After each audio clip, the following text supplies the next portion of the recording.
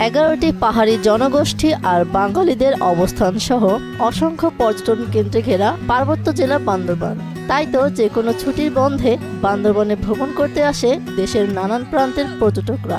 ঈদের এবারের ছুটিতেও জেলার মেঘলা, নীলাচল, শৈলপ্রপাত, চিম্বুক, তমাতঙ্গী, নীলগিরি, কেওক্রাডাং সহ বিভিন্ন পর্যটন স্পটগুলো এখন পর্যটকদের পদচারণায় মুখরিত হয়ে উঠেছে। ঈদের এবারের বন্ধে পাহাড়, প্রকৃতি আর নদীর অপরূপ রূপ দেখে বিমোহিত পর্যটকরা। সোমবারের মতো এসেছি বান্দরবানে বেড়াতে ঈদের ছুটিতে। সকালে মেঘলা গিয়েছি স্বর্ণ মন্দির, এখন এসেছি নীলাচল। খুব সুন্দর জায়গা, যারা আসবে না খুব মিস করবে। আমরা ঈদের ছুটিতে চট্টগ্রাম থেকে বান্দরবনে বেড়াতে এসেছি এবং এখানের পরিবেশ খুবই সুন্দর। ওদিকে আমরা ঘুরতে যাব, এখানে এসে খুব ভালো লাগতেছে।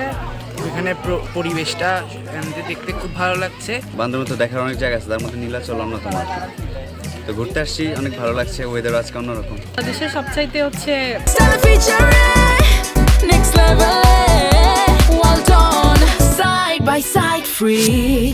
পাহাড়, পর্বত এবং প্রকৃতির দিক দিয়ে সর্বোত্তম সুন্দর জায়গা।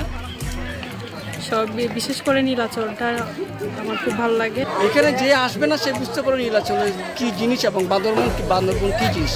বান্দরবনের মধ্যে এখানে যা আসবে না সে মিস করবে। এদিকে বান্দরবানের পর্যটকরা যেন নিরাপদে পর্যটন কেন্দ্রগুলোতে ভ্রমণ করতে পারে, সেজন্য সার্বিক নিরাপত্তা জোরদার করেছে প্রশাসন।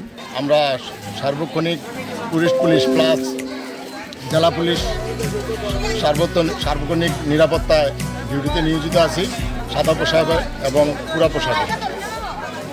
বান্দরবনে ইচ্ছামতো টুরিস্টরা ঘুরতে পারবে ইনশাল্লাহ, কোনো সমস্যা নেই। এবারের ঈদ উল ফিতরের টানা ছুটি সবার জন্য আনন্দময় হোক, আর ছুটি শেষে পার্বত্য জেলা বান্দরবান থেকে নিরাপদে নিজ নিজ গন্তব্যে ফেরত যাবে পর্যটকরা, এমন প্রত্যাশায় পর্যটন সংশ্লিষ্টদের। মাহমুদা আক্তার, মোহনা সংবাদ।